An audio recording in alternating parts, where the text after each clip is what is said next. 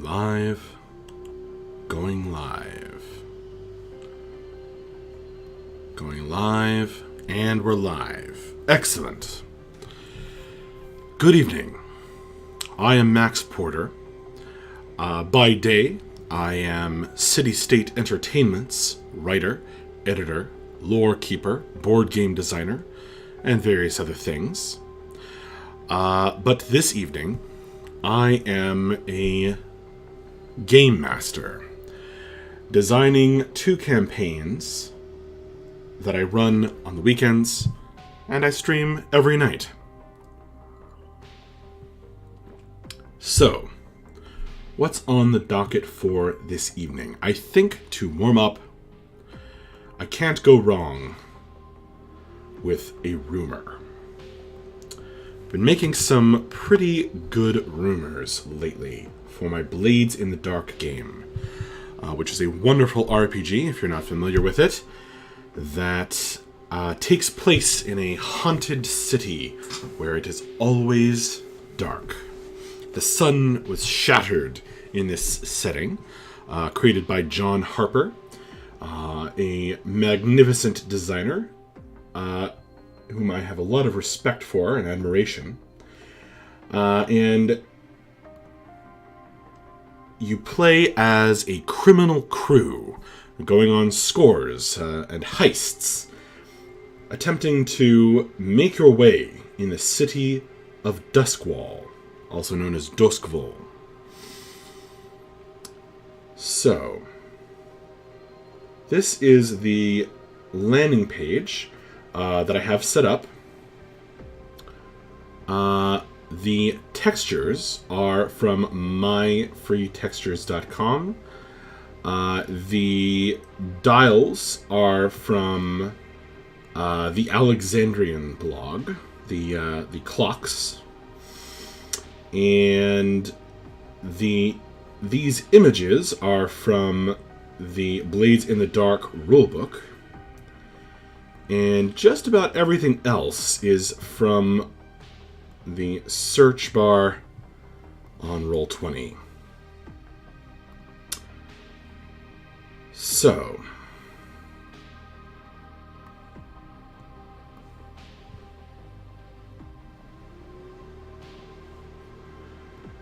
I have this set up as a place for the players to come back to. It represents the table in their lair where they make plans for their various scores and other criminal activity. And I have various clocks set up, which is the mechanic in Blades in the Dark for things progressing over a period of time, or due to various effects. I'm just going to make sure I can hear myself. Effects. I'm just going to... I sound great. Okay. Always weird to hear yourself.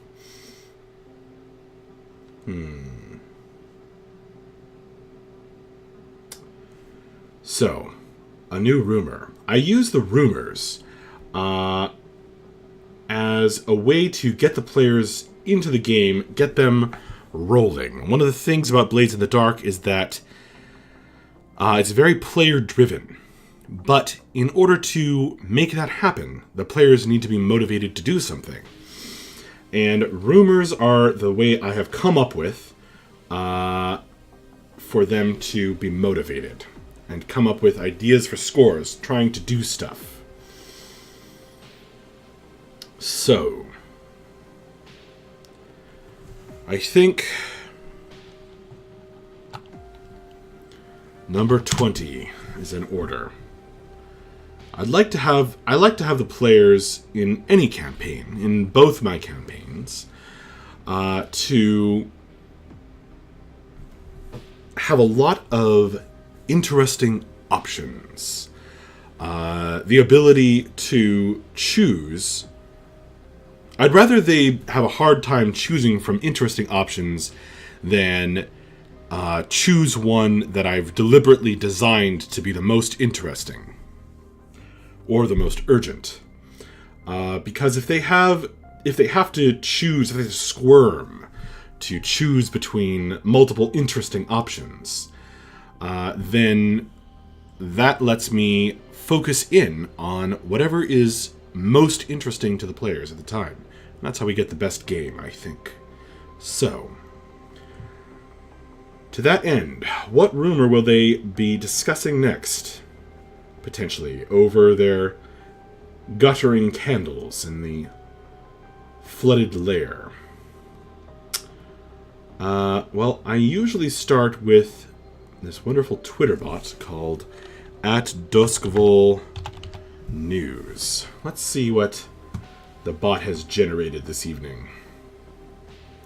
Helene is expecting an iron ship from Iruvia containing a dimensional devil dog. Well, that's pretty delightful. The Tower Rooks will reward anyone who can stop them getting it. I have done something like this before. Mrs. Thorne, but I love Dimensional Devil Dog, although I worry that it's a little too much like how the kids describe the monster in Stranger Things. Mrs. Thorne is the person to see if you want to deal with the Lamp Blacks. By all accounts, they're a supercilious Akrosi, based in Brightstone.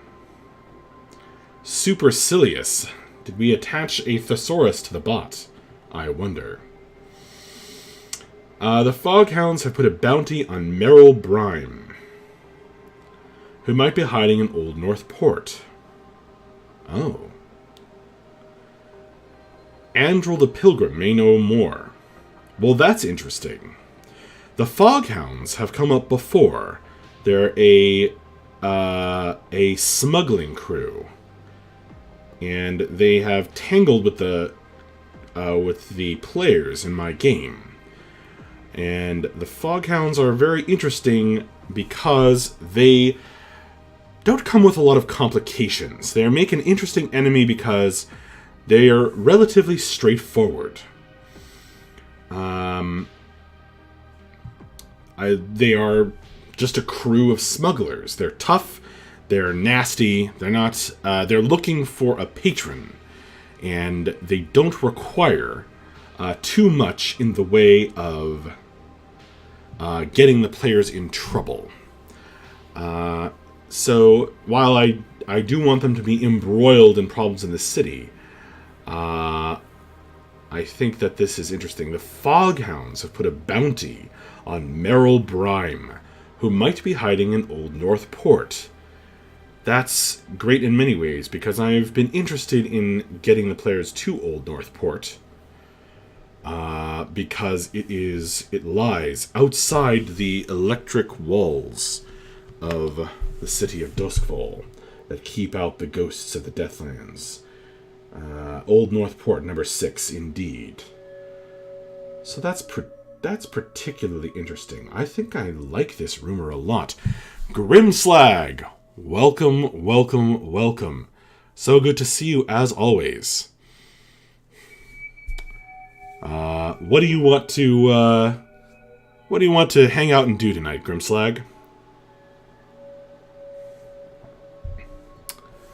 I'm making a rumor, as you can see. I'd like to make it a little weirder. The Foghounds have put a bounty on Merrill Brime, a Hull,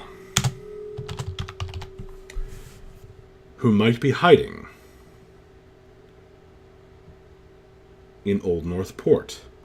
Hulls are automatically weird, because they are ghosts in automatons. Grimslag, are you doing a horror module? I'm not quite sure what that means. A horror module.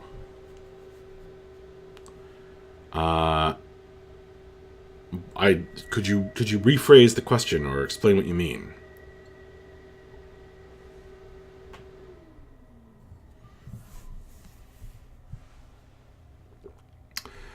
Creating a more based story for your group. Not exactly. I am making another rumor that they will have heard around and about the city. A more horror-based story for your group.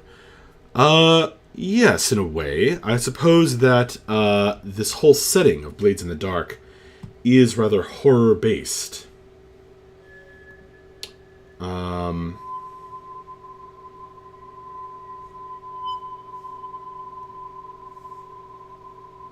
That's the mood I'm going for. The Foghounds. So, let's see. The Foghounds have put a bounty on Merrill Brime, a Hull who might be hiding in Old North Port.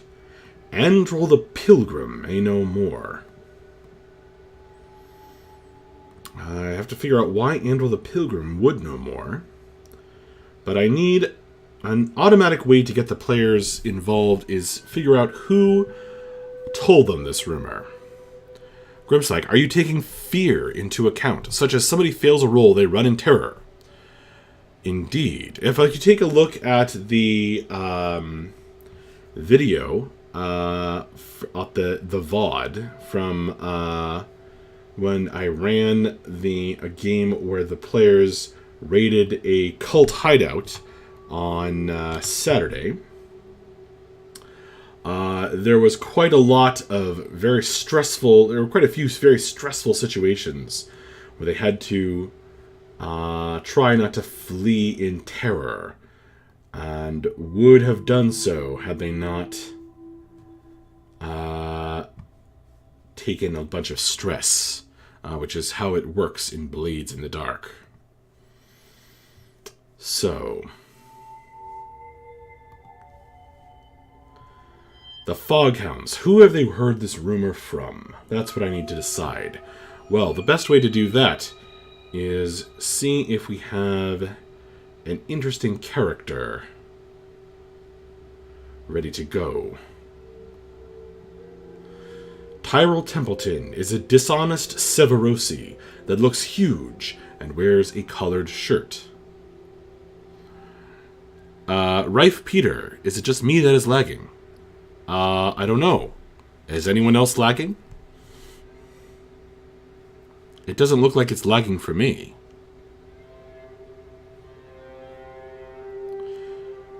Welcome, Rife Peter. Ooh. Grimslag.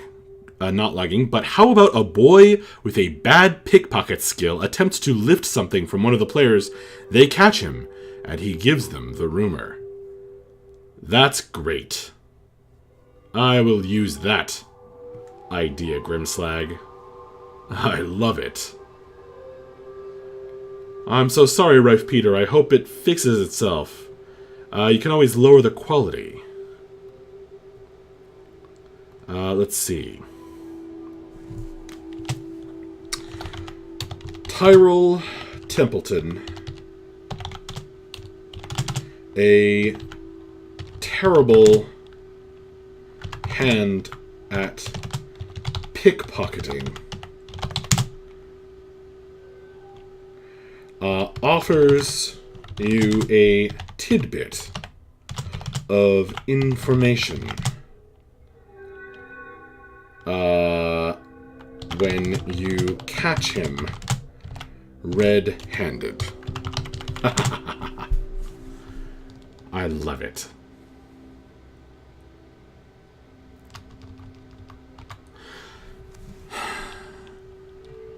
The Foghounds have put a bounty on Merrill Brime, a Hull who might be hiding in Old North Port. Androl the Pilgrim may know more. Let's make this a little bit weirder. How can this be weirder? The Foghounds have put a bounty on Merrill Brime, a Hull. That's already interesting. Pardon me. Rife Peter, does Max usually talk like this? Or is this his DM voice? I guess that's kind of my DM voice.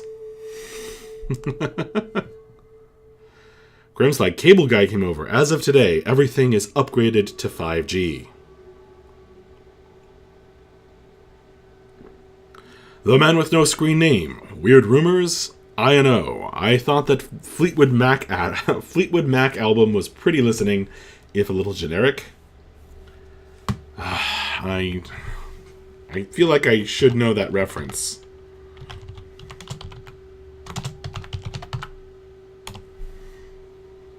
Okay, they have an album called Rumors. That's what I thought. All right. Welcome, Rife Peter. I hope that you stick around. As well as the man with no screen name. I think I'll stream a little extra time tonight. I had to start a little late. I'll stream a little late. It's a mellow album. I will have to listen to that sometime. Probably have without even knowing it. The Foghounds have put a bounty on Merrill Brime, a hull who might be hiding in Old North Port.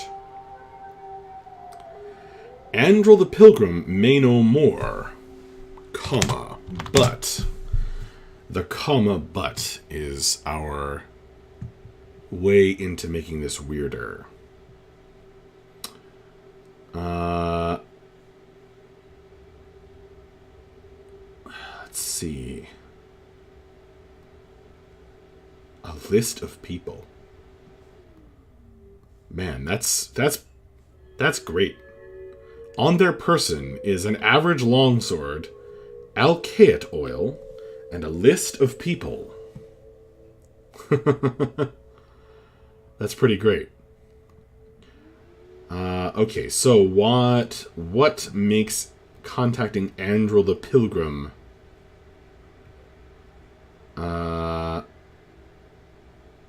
difficult to contact? Perhaps Andrel the Pilgrim has made a pilgrimage into the Deathlands.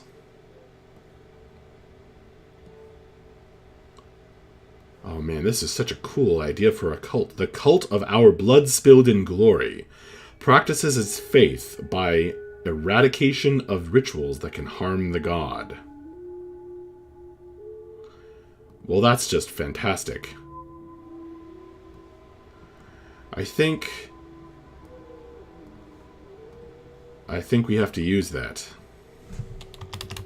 as background information. Should the players decide, I'm going to have enough adumbrated information to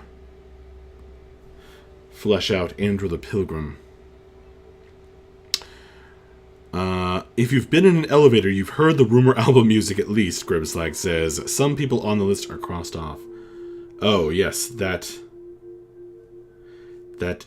interesting info. On their person is a long sword, alkaid oil, and a list of people. I'm just writing that down so I don't forget it, because thank you, O-Dog Forever, who made this Blades in the Dark generator. That is a wonderful little bit of background information.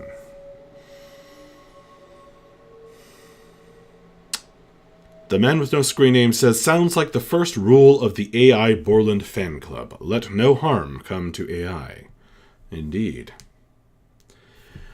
Andrel the Pilgrim may know more, but he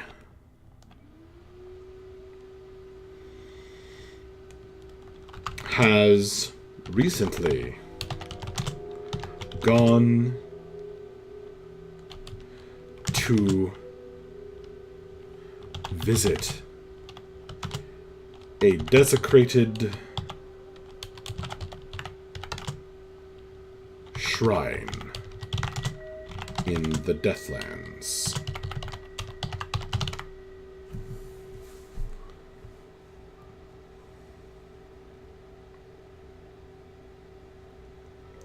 Cool. That's kind of hiding information potentially, but he has, well, Maybe that's fine. They might be more interested in the desecrated shrine. And that's fine too.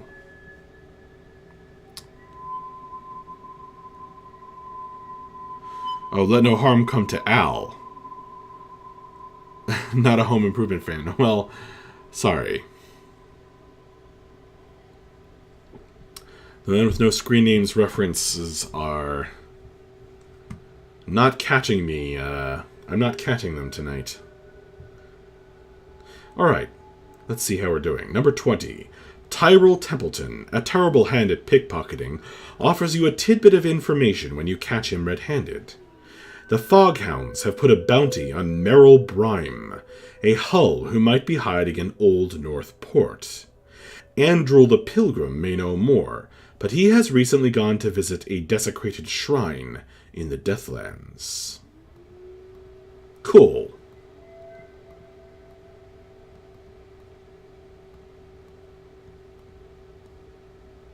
I feel like there are many potential interesting hooks in this rumor. There's the Foghounds that have a previous... Well, we always want at least 3. 3 is our magic number. So, the Foghounds, who have a personal connection, potentially, with the players. We have this very interesting person who tells them about the rumor. Tyrell Templeton, a terrible hand at pickpocketing.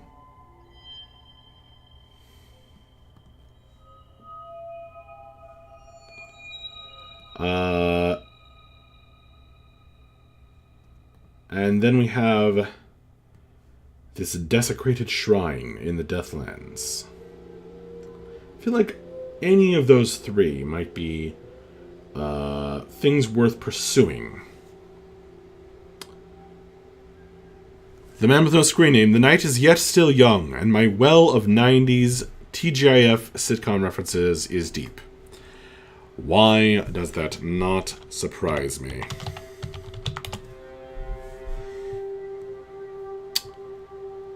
Let's see.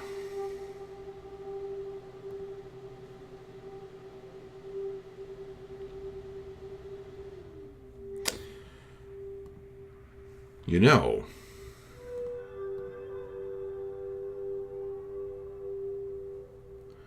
on Merrill Brime,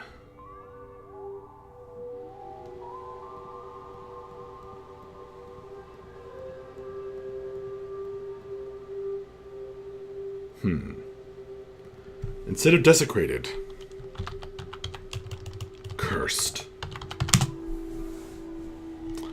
I think that's far more interesting.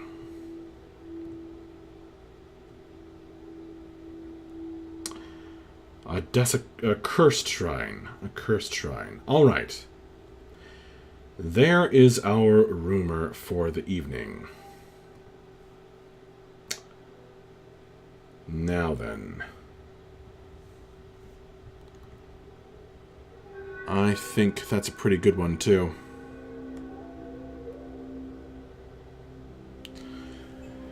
Now, one of the things that I need to do is work on my music setup here. I have a pretty good organization of music,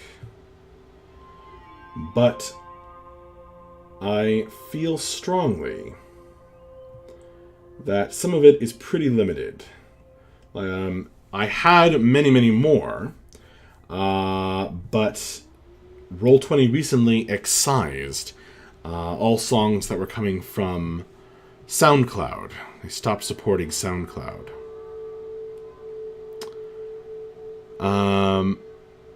So my list has thinned out quite a bit.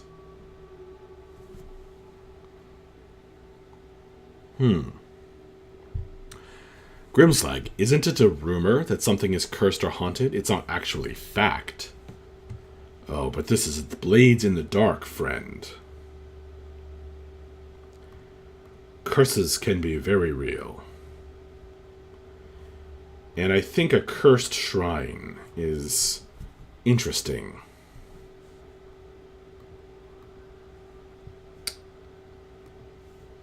Alright. So, I think I'm going to fill out my music a little bit.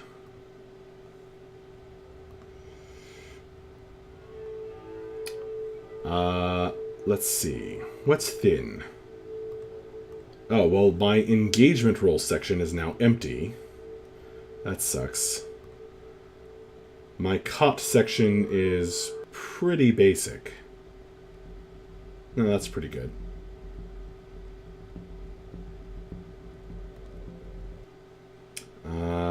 We have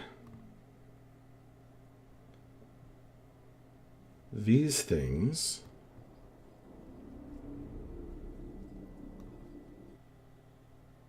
I kind of like leaving fear as a short list so that I know what I'm going to get.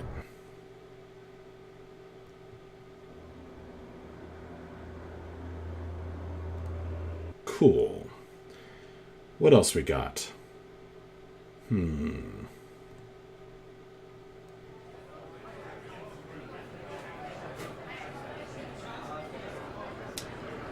I've got so many things in atmosphere. I almost feel like I don't need that. Let's see. Abandoned fair.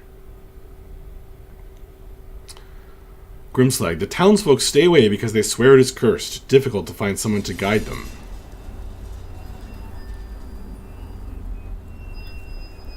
This is loud.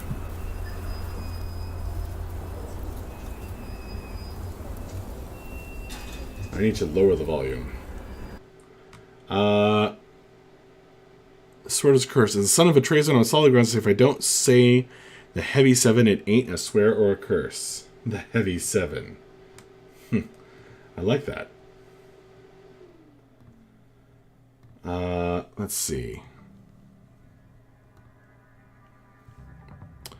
The townsfolk stay away because they swear it is cursed, says Grimslag.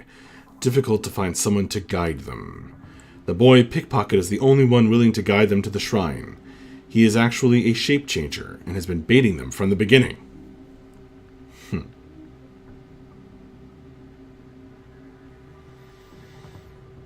So one interesting thing in Blades in the Dark that he recommends is you don't screw the players over. Even though that's kind of a classic of crime stories, is that you can't trust your buyer. The argument being that the players have enough to worry about. I'm not so sure.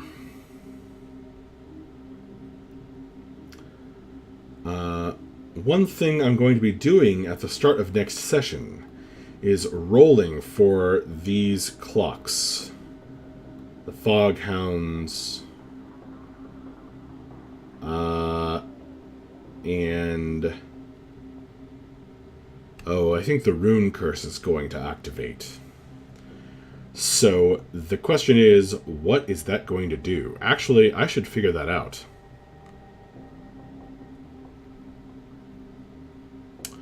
What is the Rune Curse going to do to these poor players? That would be a good thing to figure out. Let's see if we can find some ideas.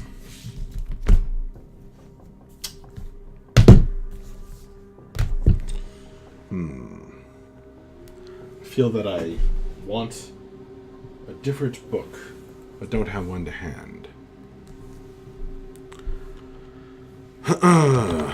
Curse generator for inspiration.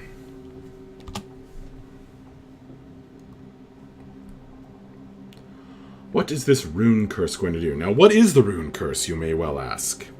Well, at a certain point in the past, when the crew of criminals was on a job, they picked up these demon fangs, these demon's tusks, inscribed with weird runes. And they were kind of inflicted upon the players as a punishment, even though they very much wanted to collect them. And they come bearing a curse, and every time they have every time they bring back strange artifacts or do some occult activity, I have advanced the Rune Curse Activates clock. And when that completes, as you can see, it's only one tick mark from completing. The Rune Curse will activate. And then they are going to have a problem. But what will that problem be? I need to figure that out. A Curse of Death. Vex of the Dragon. Vex of the Forge. Cure of the Blaze. What is Cure of the Blaze? How is that a curse? Hex of the Zephyr.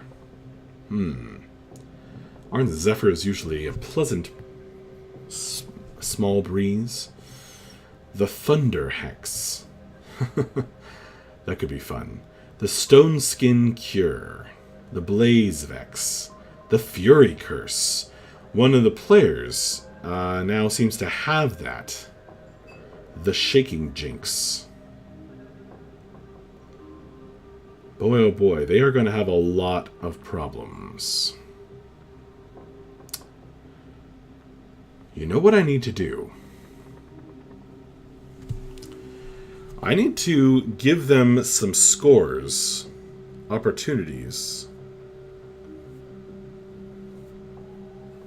Maybe I need a rumor. They need some score opportunities to deal with some of their problems. Because they have gotten used to yodeling pickle. The curse of the yodeling pickle. That's pretty delightful.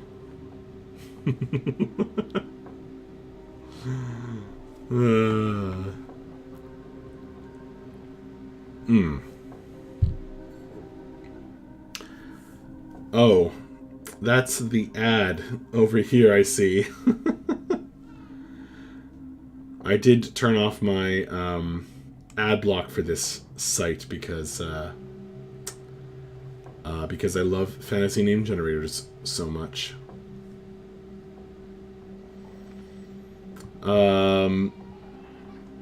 And that's not so annoying. Yodeling pickle.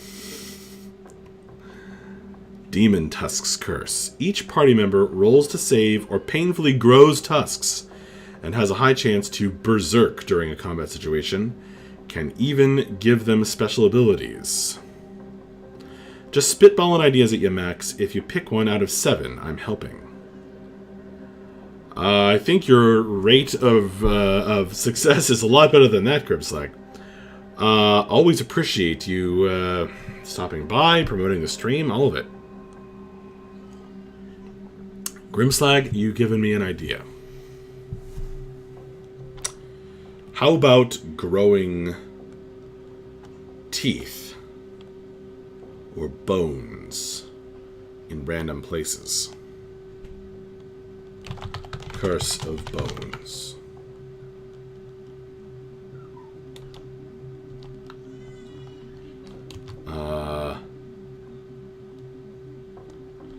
Everyone living in a location afflicted by the curse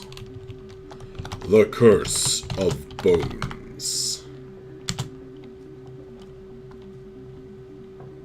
grows bony protrusions and teeth where in uncomfortable in strange places on their bodies. On their body. Wait. Everyone on their body. Okay.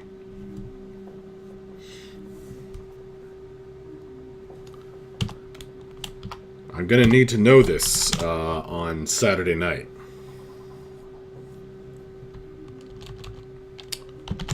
Rune Curse.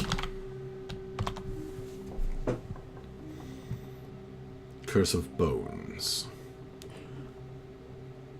Well, I guess there is a score inherent here, because if they get rid of these things, that's a score.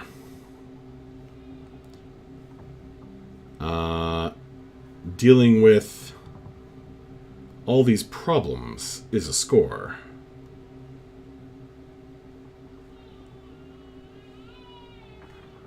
I think there's a... I've got to remember to do that, though. I've got to remember to do that. The players have gotten really used to relying on these rumors. But I'm not sure how else to do things, because Blades in the Dark asks the players to kind of be the impetus behind their own story. To choose to be self-motivated in what they do. But that's hard. That's hard for people. And I think it's asking a lot.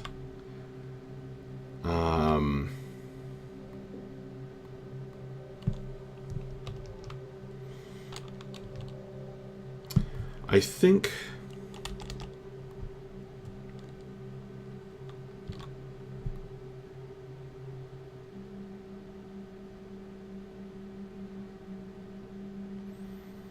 And we've also gotten used to having a score that takes a whole session to resolve. Partially as a result. But I think dealing with these problems might be a way for them to change that a bit. I should make this book movable by the players. They'll have fun doing that. It looks better the smaller I make it. Controlled by all players. Now they'll be able to move that little occult book around to their heart's content. Gribslag. They can walk about town and ask for information. Most townsfolk may freak out a bit and walk away and simply yell back, "Go talk to so-and-so at such and such a place." That's actually not a bad idea.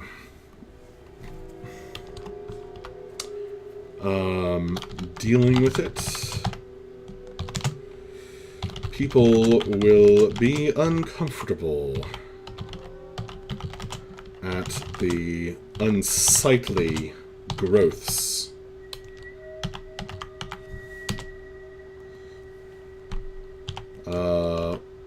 Because of the unsightly growths. And will direct the players toward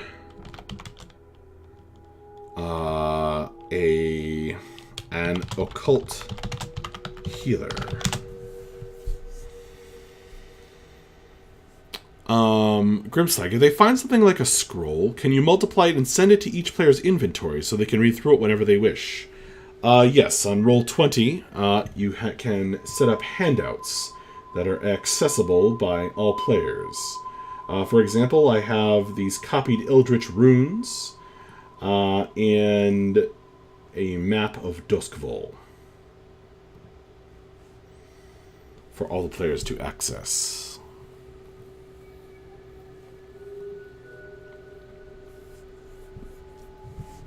Excuse me.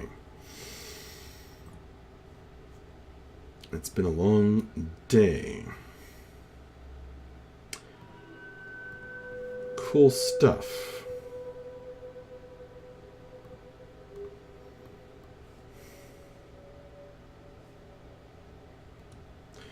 Now, I figured out what the rune curse is going to do. What are the foghounds going to do when they decide to eliminate their rivals? Well, probably don't have to decide just yet, because they won't get 4 tick marks all at once.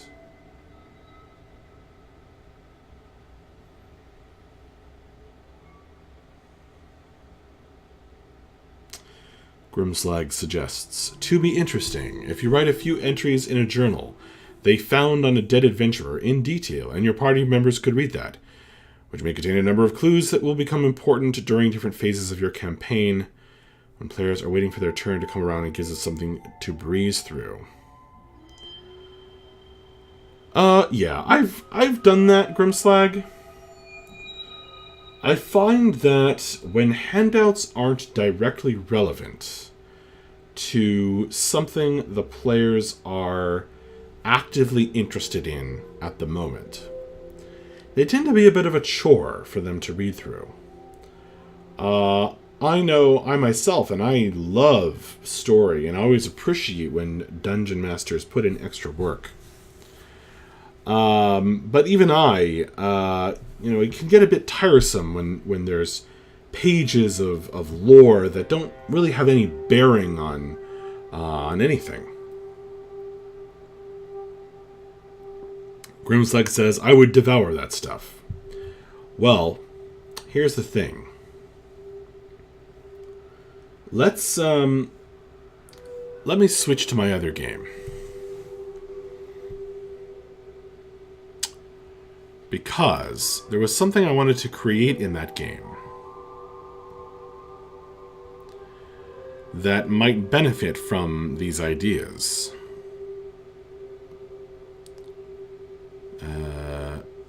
I just have to find the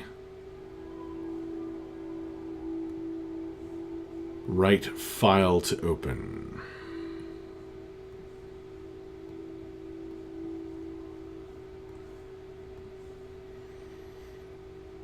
Here we go.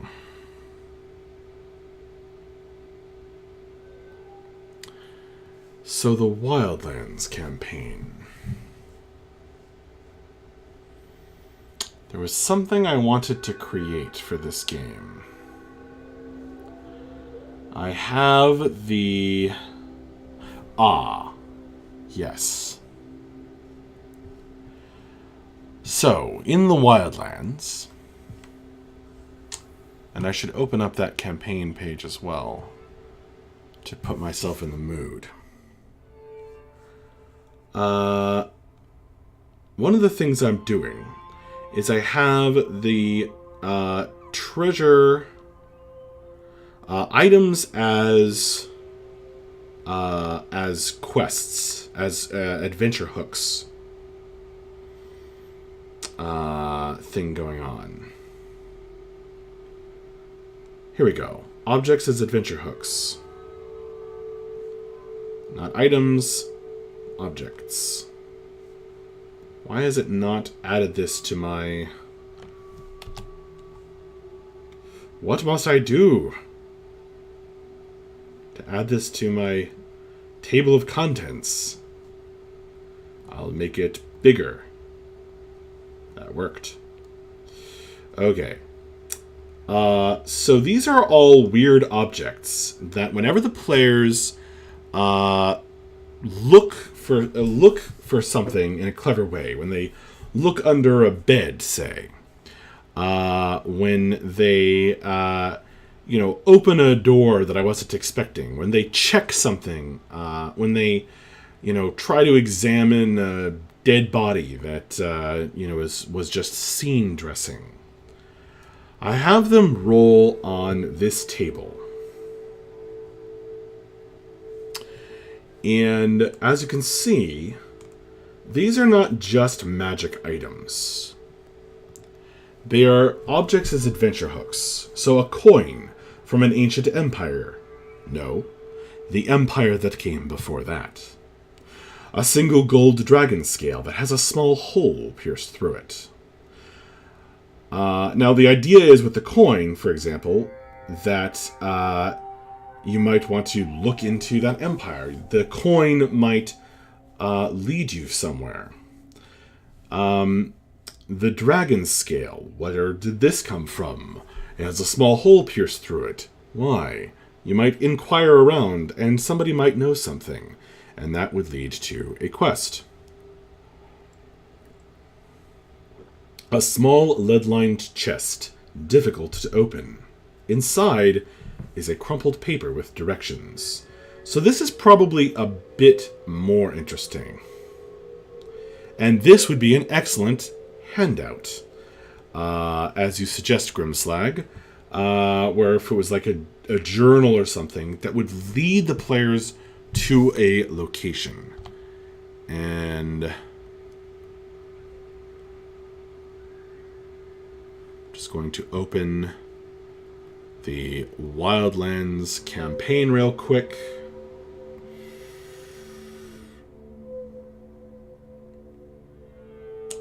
Closing rare imports.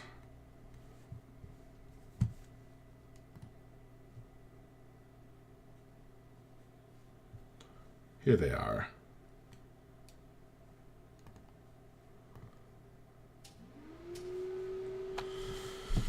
All right.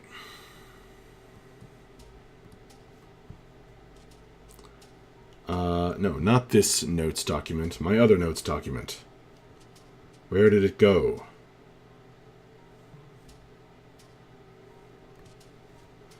There we go. A crumpled paper with directions. That would be kind of an interesting as a journal entry, wouldn't it? And that would be something that I could write up. And it might lead them to a place. Grimslag, do you have explanations as to the history and the significance of all those items?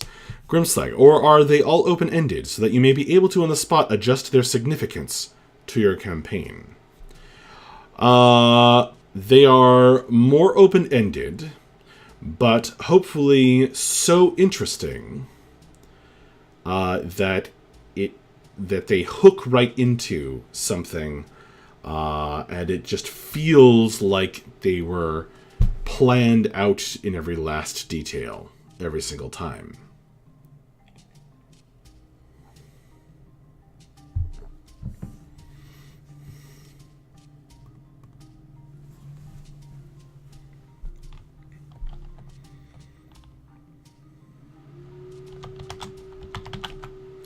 It always rolls west. A single gold dragon's feather has a small hole pierced through it.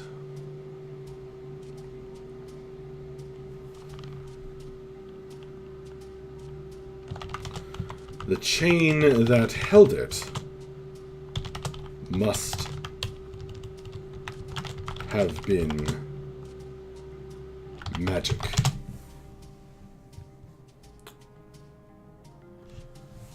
You like this list very handy. Yes, it's come up a number of times. You can see I've crossed out things that the players have found. A map that curses a town as soon as it is touched before its magic dissolves, because then they have to go to that town. This helm I changed on the spot, and I wish I hadn't, because it sort of became just another thing they're carrying around, but it is interesting.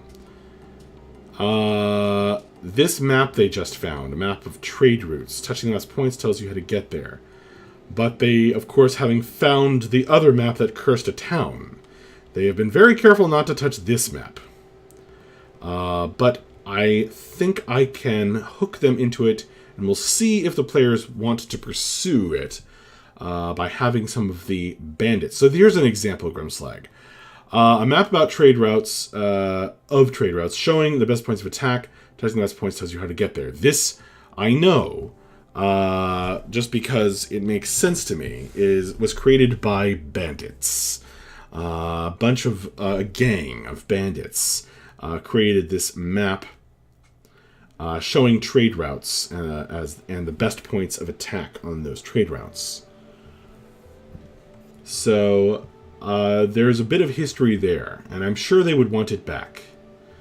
And maybe finding out about these bandits could be a quest or point of interest. This Blabber's Tongue, I was rather disappointed but maybe it's for the best.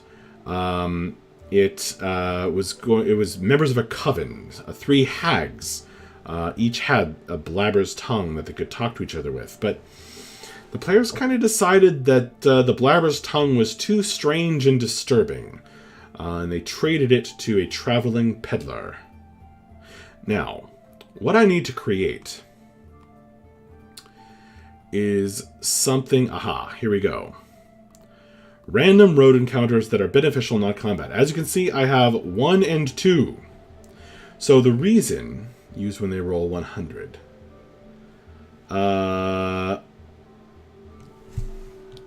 Or when they get 3 check marks during travel. So I already have a method of travel, and I think it's pretty neat. When the players travel from one hex to another, it takes about a day's worth of time. And they have to come up with a way to help the party as they travel. And that would be a bit dull, except I have something a bit more tactile and interesting. I have set up these boxes, these parchments. All of the textures, by the way, are from myfreetextures.com. The credit was down here, but I deleted it by accident. I'll put that back. And the map is from Hexographer. I love Hexographer.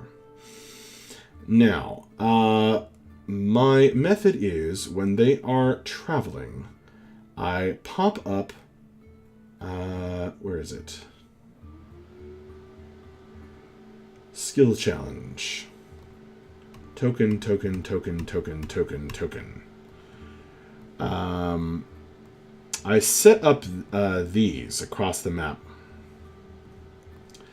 And the players will need to come up with a way that they can help the group travel. And they need to get 3 successes before they get 3 failures. And I've set these up with simple check marks and the dreaded red X, of course. So as they travel, they need to get 3 successes before they get 3 failures. And if they do get 3 failures, then they run into an encounter upon the road. And that is the way in which they can find or avoid encounters. And what makes this work as well is that I'm using the milestones method of experience.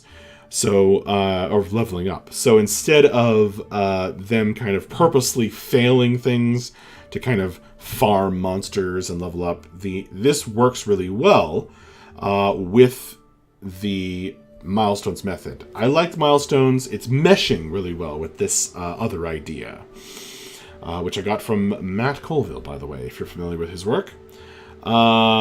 But I've set it up to be a little more tactile and a little more real. A little more visceral when they get green check marks and red X's. So, the thing is, I know what happens when they get 3 X's before getting 3 check marks. I roll on the random encounter table. What random encounter table do I use, you ask? Well, I'll show you. Pie and Dragon, who creates random encounter or random tables of various things, has this encounter generator on N-World, and I love it very much. Here it is. It's by terrain, and it includes Volo's Guide to Monsters, which I like very much. You can see my comment there. The best encounter generator I've ever found.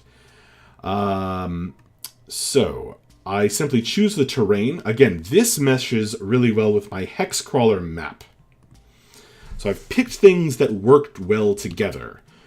Even if I wouldn't necessarily always use an encounter generator in every campaign, nor would I use this complex method of travel, well, slightly more complex than usual method of travel in every campaign. In this particular kind of game, with the choices I've made, these things mesh well.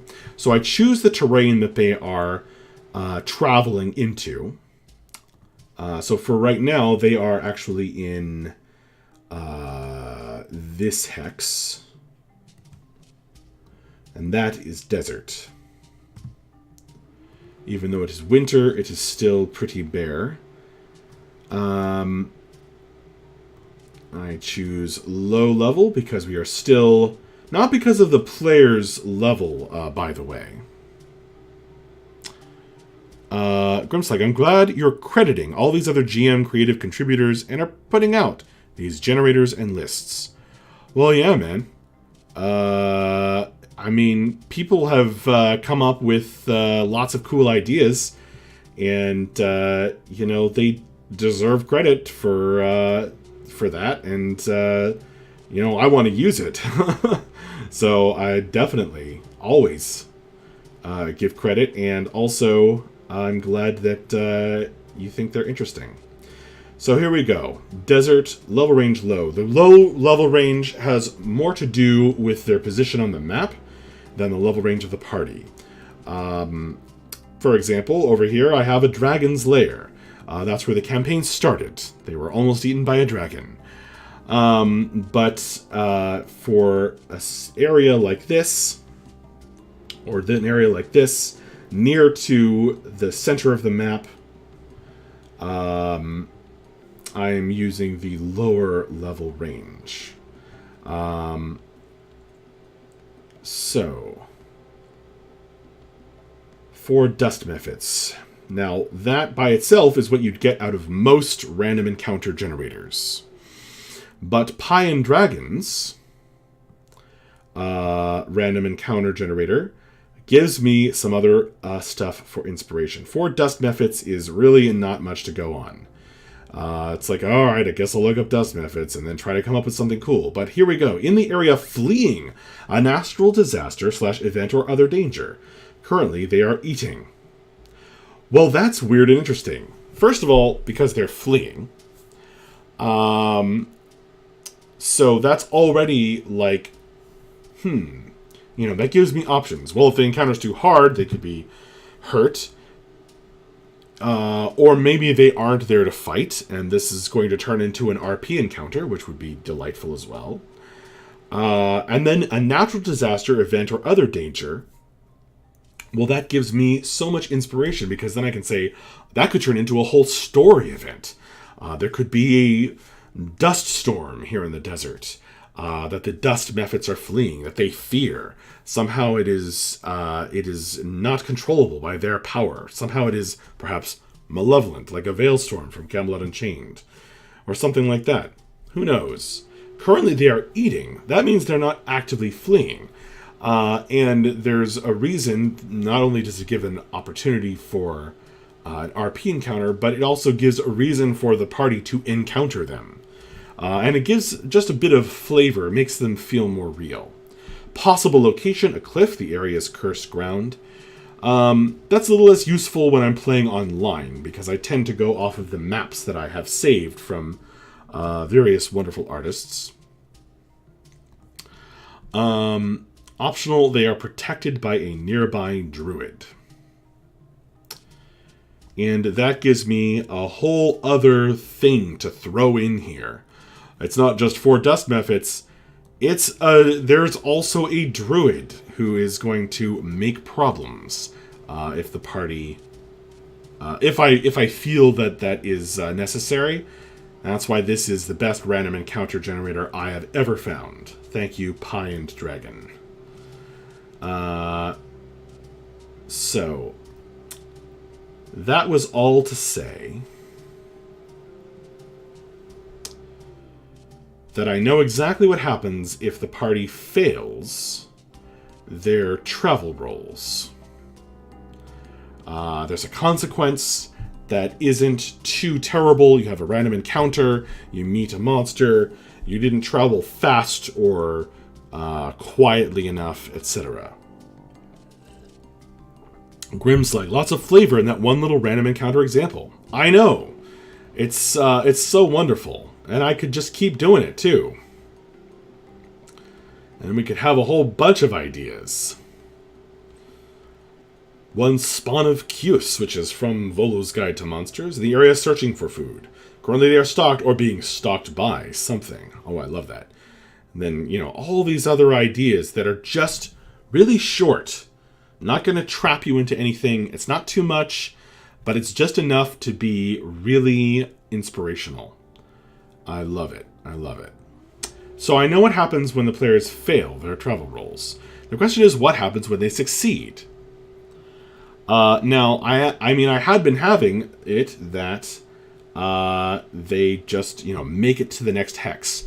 But then one time, the players managed to get 3 check marks, green check marks, all in a row, no fails. And I thought, it would be pretty cool. It just came to me in the moment. It would be pretty cool if when they do that well, if they actually met a positive encounter along the road. And that seemed really cool because then there's a consequence for failure. But if you succeed really hard, and there's actually a reason to get invested that way in the mechanics, if you succeed really, really well, then something good happens. So, I was trying to come up with positive encounters on the road. Good road encounters. Or positive, I guess.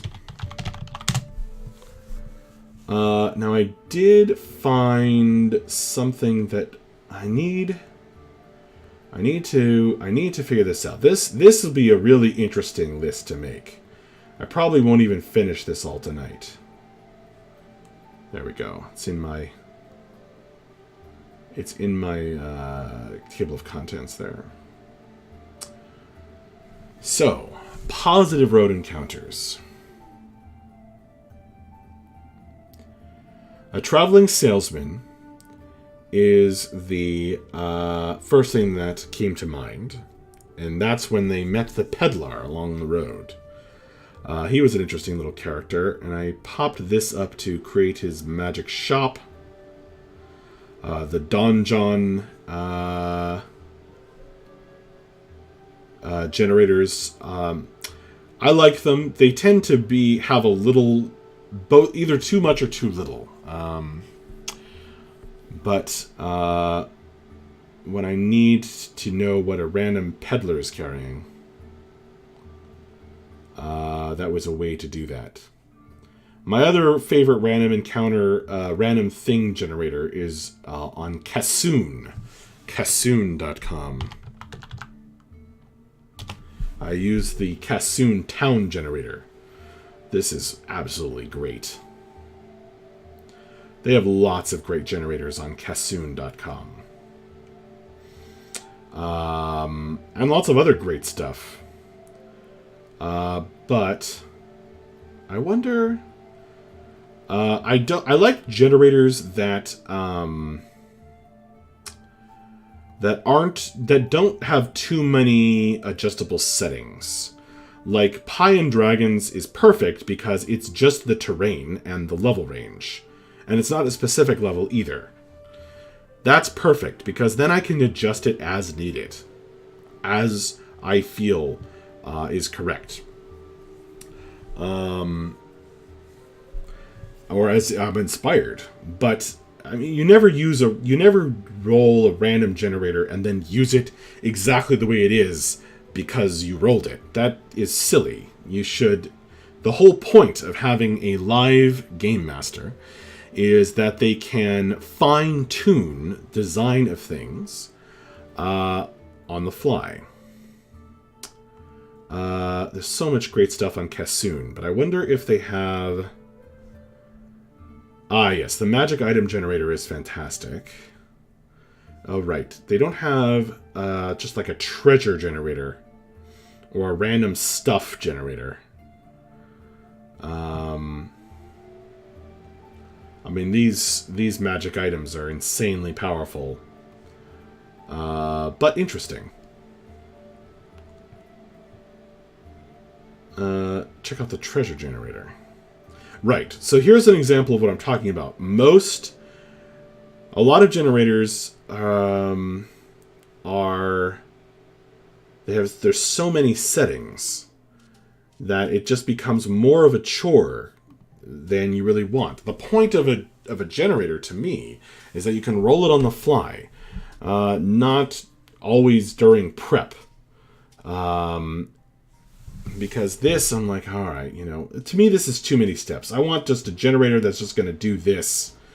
Small mirror, roll of twine, an errant button or broken piece of something, a spell applying more self with 350 GP. That's a pretty big range of things. Yeah,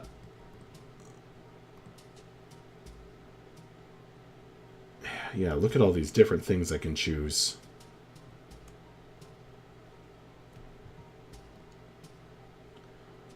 Coins, potions of fire breath, helm of comprehending languages. Interesting valuables. That's pretty cool. I like the list of valuables. The man with no screen name. Is there a generator for making generators? I don't know. Let's find out. Maybe. Generator for generators. That brings up a different kind of generator. Random generator of generators. True random number service. Well, I don't know.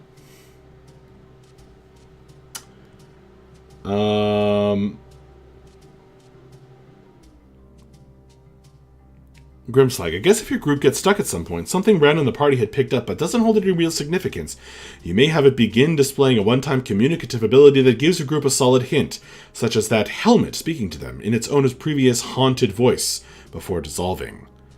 Ooh. A helmet talking to you before dissolving. Grimslag, that's great. I'm putting that in. You get rid of an item they are carrying around with no significance, then they are on the right path again. Oh, man. Grimslag, that's such a good idea. That's such a good idea.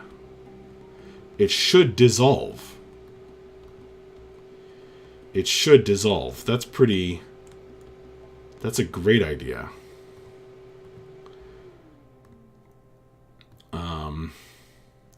This was a helm of head swelling.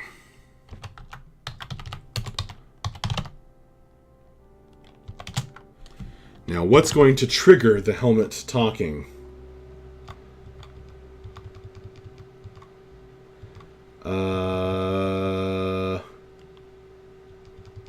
If the helm is worn and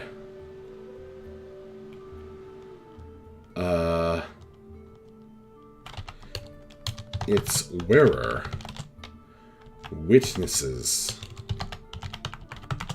death. The previous helm's owner speaks of a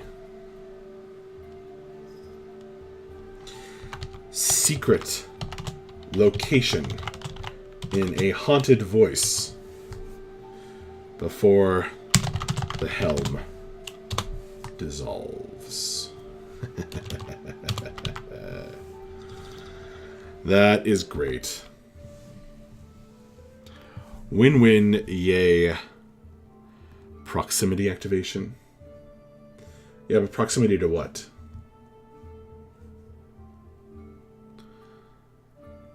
The man with no screen name. What triggers the helmet talking? Have to put our heads together on this one. You know, I would make it literally putting heads together like you bonk your head into someone else's head. If I thought that would ever happen. You witness a lot more death than bonking of heads in a D&D campaign. I've noticed. Alright, so... what weird, random-ass things can they find along the road? A treasure cache randomly generate here. Well, of course, we are going to use this treasure generator because this turned out really interesting.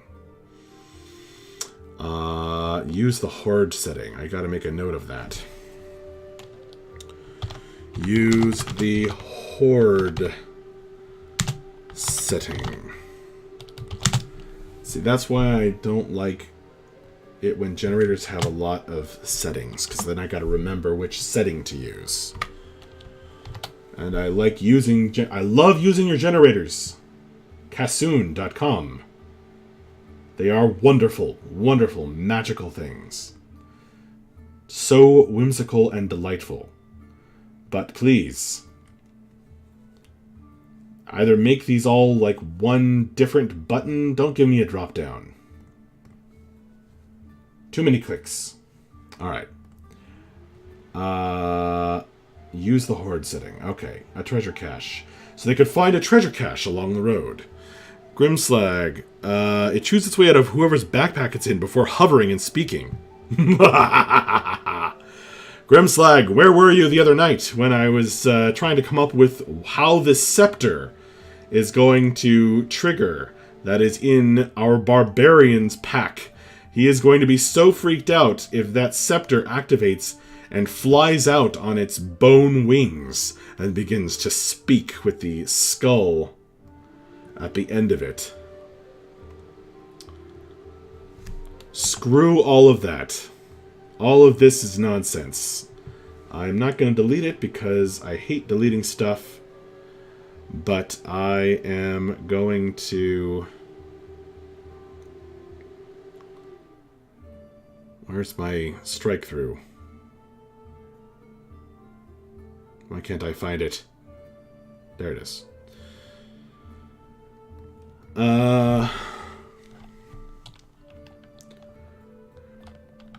When fighting undead. Another thing we can be certain will happen in any D&D campaign. The scepter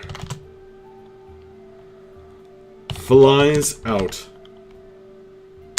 of whatever pack it is in,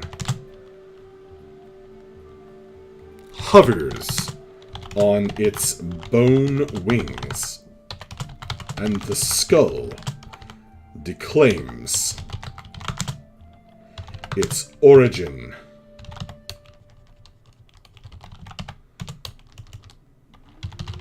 And urges the player to claim their birthright. To claim their army. You know what? I should write out what does the scepter say, because I'm not going to want to be making that up on the spot. It should be smooth. Because I don't want the scepter to be going, and then it says, behold.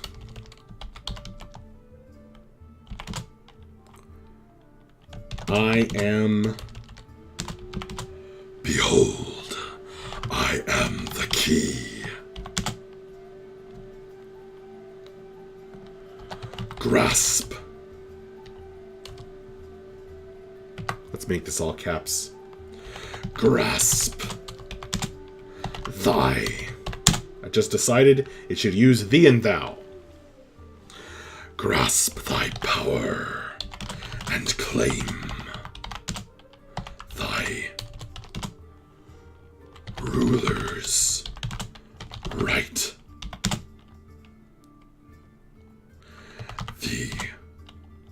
Thy army awaits in...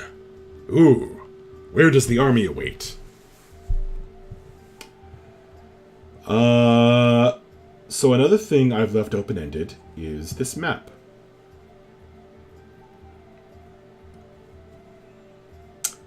Does the army await in a ziggurat? A pyramid? Does the army await in a volcano? Does the army await in a dead magic zone? A death magic place. This music's getting repetitive. Let us play this. Cool. This is all music that's on Roll20.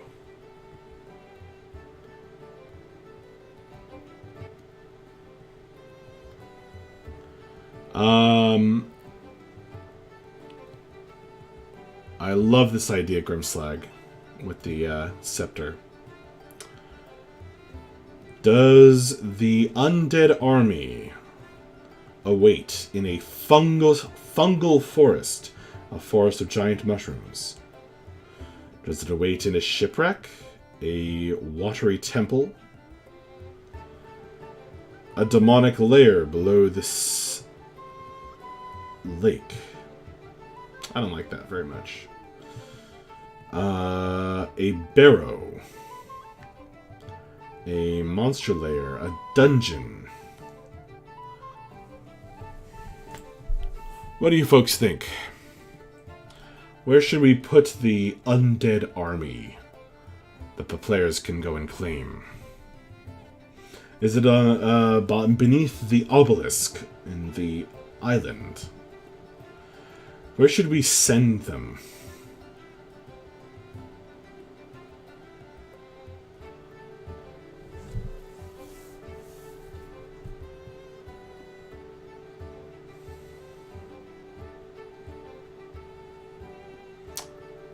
I'm tempted to pick something on this side of the map. I feel like there hasn't been a lot that's been sending them this way. Grimslag. Probably the site of an old battle. Well, okay.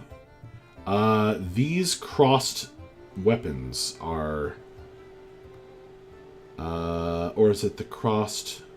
Yes. These crossed sort of blades, or spears. Or no, this is the battlefield. What are these? Maybe they're also battlefields. Maybe this is an active battlefield and this is an old battlefield.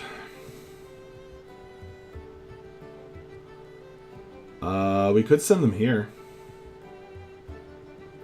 That's not very far away.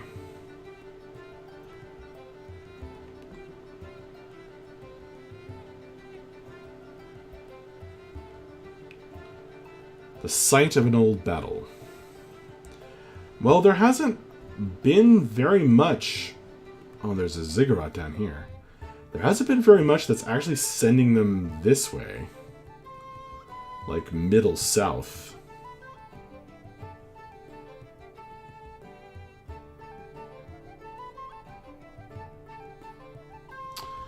Oh, but Grimslag, this scepter is an evil thing. Not a holy weapon. But your suggestion is cool. I awaken. The vile unliving are near. Is there one here worthy enough of wielding me so that I may smite down these abominations again? I promise, then, to tell you a great tale. It's lying. Huh. The scepter is lying. I feel like that's not going to work. Let me show you what the scepter looks like.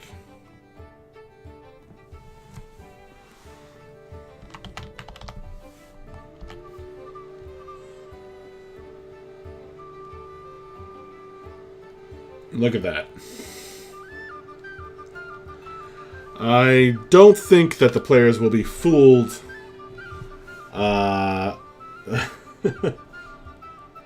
Okay, yeah, says Scrimslag. Yeah, I don't think they're going to be fooled. I think they're going to know this thing's evil. The question is, who doesn't want to... The thing that's interesting about this quest is who doesn't want to command an undead army? And I think that there's a certain push and pull to that will be really cool. I could send them here, but then it's going to be really close by. But maybe that's not so bad. You know, I think we're going to go for that. It's awfully green, though. Lots of forest and a battlefield. I'm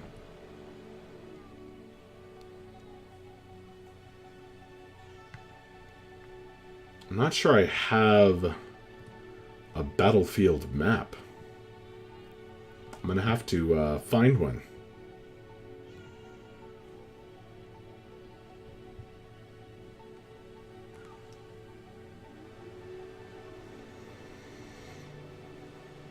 A battlefield in a forest where an undead army lies waiting to be commanded once again.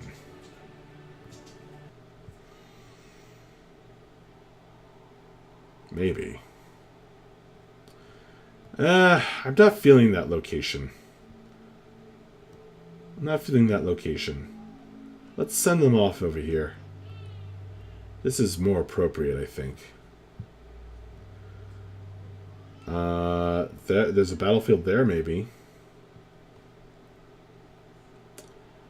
Where else is there a battlefield? Way over here in this desert. This sand dunes.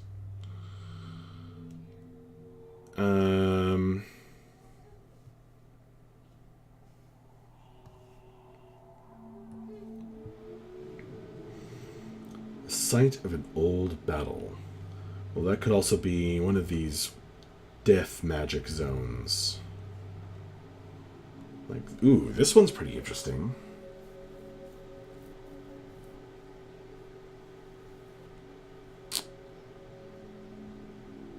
I'm feeling this spot. A volcano. Or maybe this pyramid. This ziggurat next to the volcano.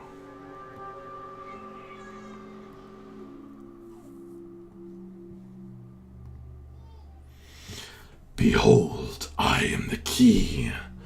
Grasp thy power and claim thy ruler's right. Thy army awaits in. Now I need a name for a place.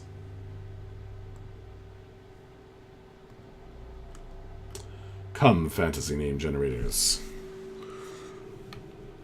How about a tomb?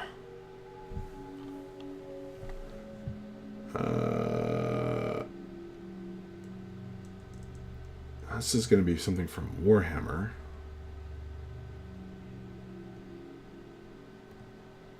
But it might serve...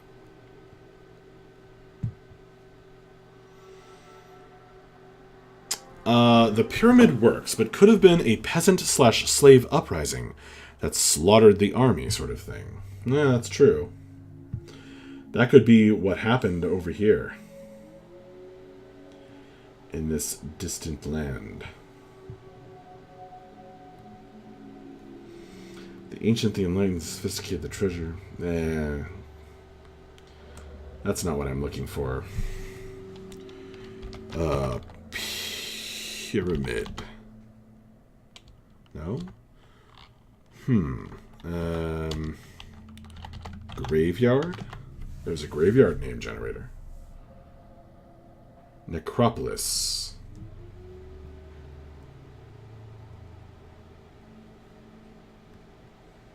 Ugus. Oh, these are great. Thank you, fantasy name generator. .com.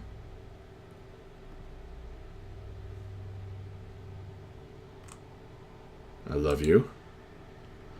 Furkoth, Tomcook, Enras, Jaxralzad. Your army awaits in Vaus Chorkek, in Oz Unkax, Noxathnar. Ooh, I like that. Let's make that a little easier to spell and pronounce.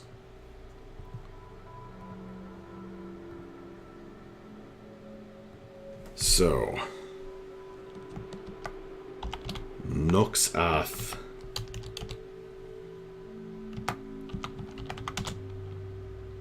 Noxathnar. What I like about Nar is it sounds like my ancient empire named it in this world. Noxath doesn't really, but that's okay. Thy army awaits in Noxath Nar.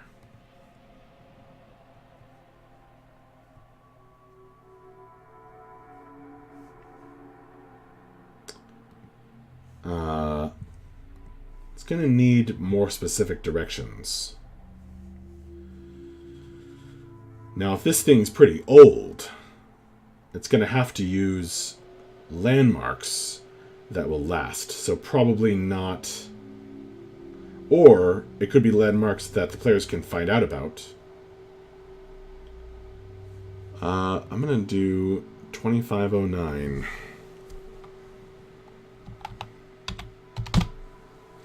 If they want to go claim your undead army here. Oh, I didn't mean for that to be caps. Yeah, it's going to distract my eye later, so I better not. There is a way to...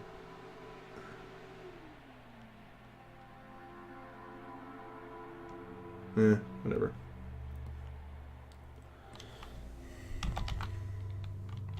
Claim your undead army here.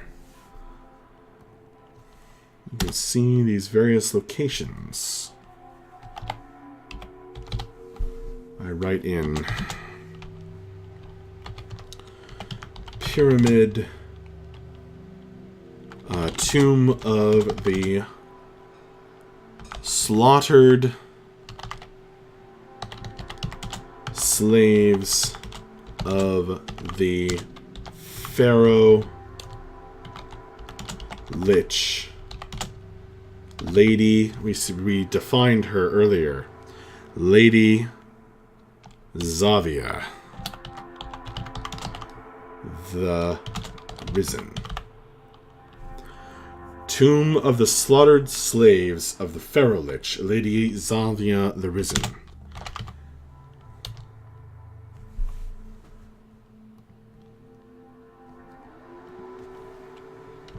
There they await one who holds the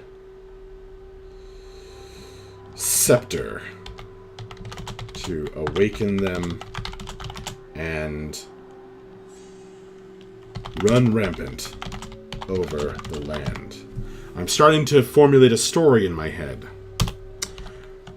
Lady Zavia always intended to live forever. She held power in her scepter because she never expected to be defeated.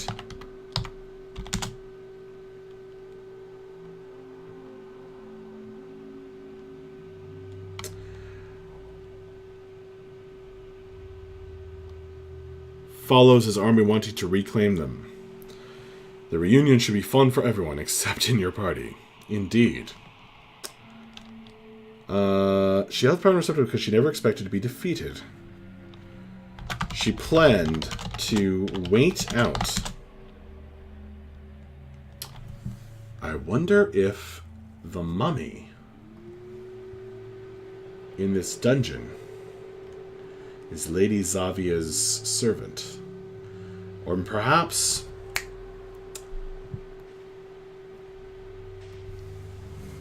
perhaps... Lady Zavia is right there.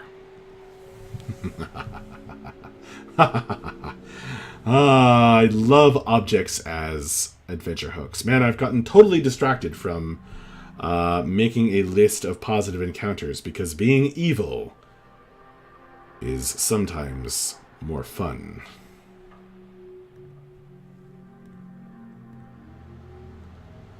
I almost feel like her stuff isn't fancy enough.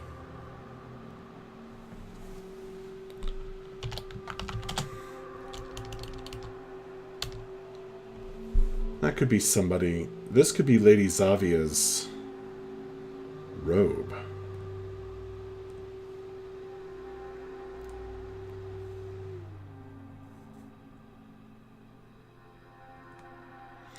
What befell Lady Zavia that her scepter was dropped in this sandy tomb? Is this her lying here in eternal slumber? Was she an elf?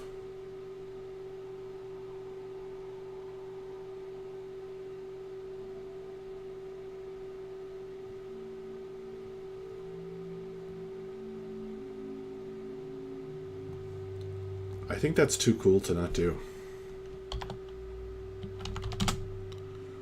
Or it's Lady Zavia's servant.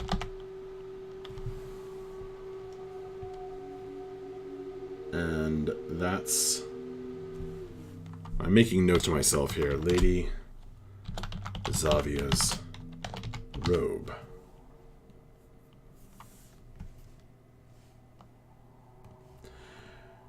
And this explains.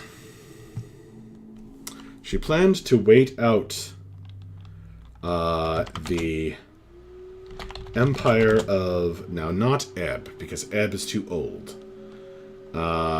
She would have been part of the Empire of Ebb. So this is the Veye Empire.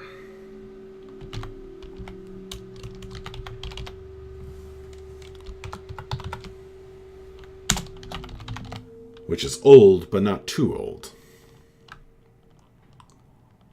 The Empire of Veye. The Veye Empire, until such time as she could rise and conquer the world or the wildlands, free of her rivals.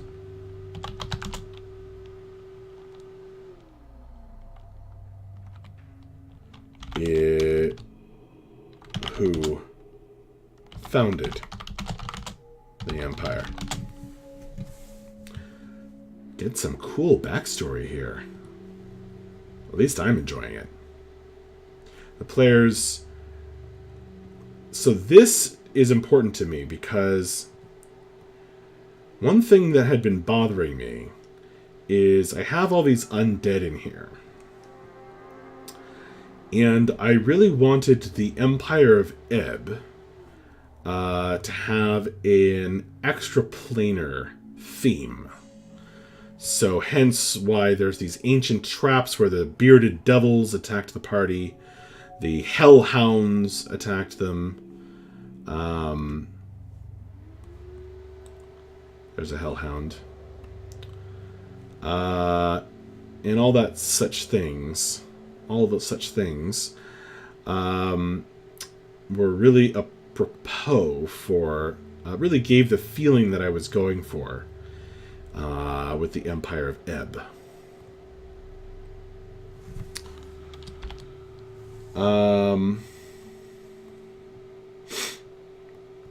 But I had all these undead, and I thought that kind of... I think that I was happy with having undead for a bit of variety, but I also felt that it diluted the theme a bit. gave less of a feeling of the Empire of Ebb. But now, I understand what to do.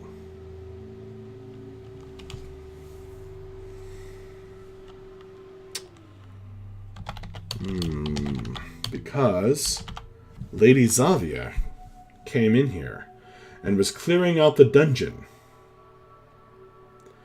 with her undead, because she was a great necromancer.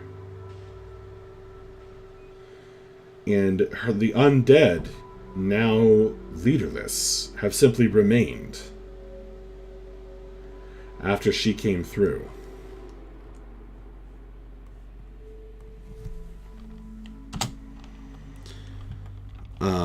So they are hers, and they are not dressed.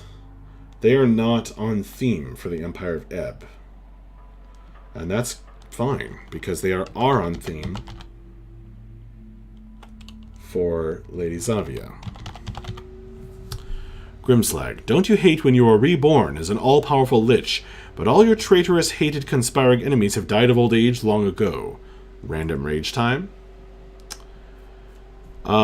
Yes, I hate it, but I think that was Lady Zavia's plan.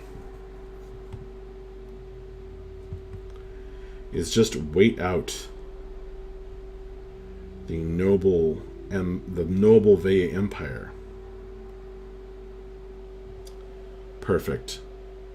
So here we have a broken runic circle.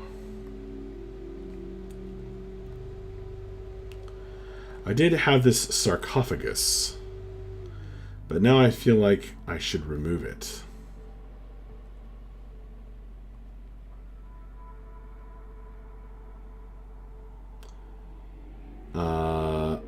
Or, I'll tell you what, I'll put the sarcophagus. That was going to be with the mummy. But the mummy was traveling. I'll put the sarcophagus in there with Lady Zavia's servant. Oh, I see it's much too small for that very tall elf. That tall, weird, blue-skinned elf. So let's make it bigger.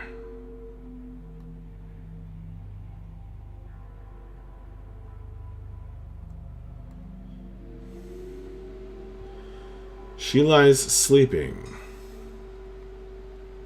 Perhaps it has something to do with the sarcophagus, which I'm going to put there. Because there's a trap there.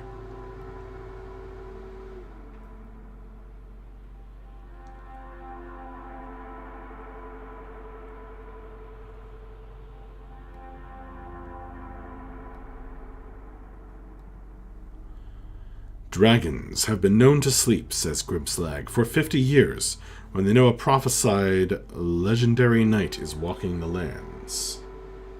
Exactly. So Lady Zavia herself is not here. Perhaps she is over by the undead army that she intended to come back and lead. Maybe she'll be there. Maybe she'll be somewhere else. But I now have a bit of a story background to this sand dungeon and its many dangers.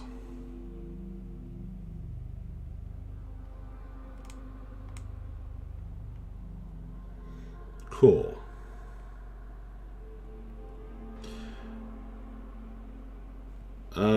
You know what? I should figure out what this... Oh yeah, the Elvish Sword is silvered. That's right.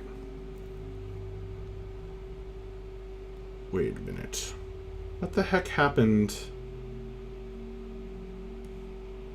Oh yeah, the party was teleported over here. What the heck happened to the bearded devils? And the darkness? They all disappeared. Strange. I wonder if they'd return if I,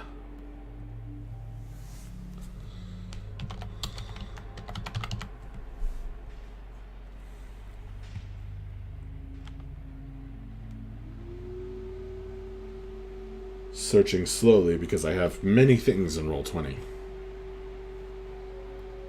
That's weird. Why did that, all disappear?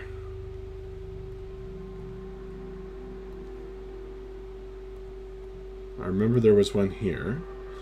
And there was one here. I think there might have been one more somewhere around here-ish.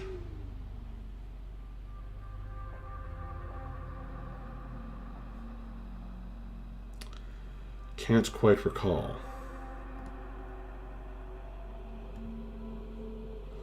Where are you, bearded devils?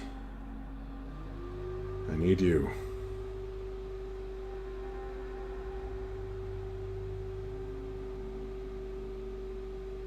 There you are. I shall replace you, for the party may return here.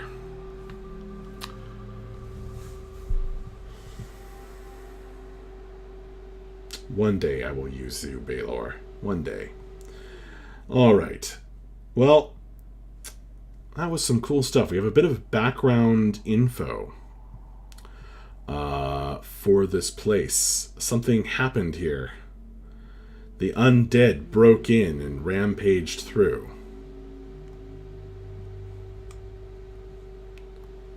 That's pretty cool.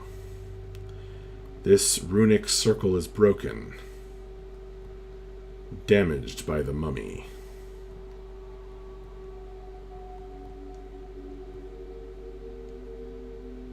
And Lady Zavia's robe lies there without Lady Zavia, while her servant lies fast asleep, and perhaps has more strange information. Should the party discover how to wake her up, there's a secret way. And there's this puzzle with the gems. This dungeon-wide puzzle.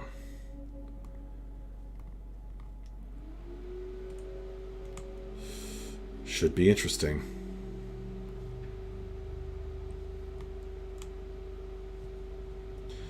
Alright. I think that's enough for now. I'm getting a little sleepy here. And I've got some other stuff, less fun things that I've got to do tonight. She has to smash her way out of the pyramid. That's a pretty cool idea, Grimslag. I'll think about that.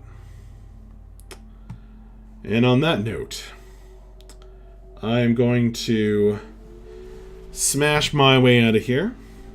Thanks for joining me. I had fun doing some campaign prep, and actually we got a lot done. Really cool, really cool details, and various things for the players to experience. Until tomorrow night, when I'll be back on at around the same time. Good work to you, Grimslag. Great ideas. Very inspiring. I will say good night for now. The man with no screen name, you're so welcome. Thanks for hanging out, dude. Until later.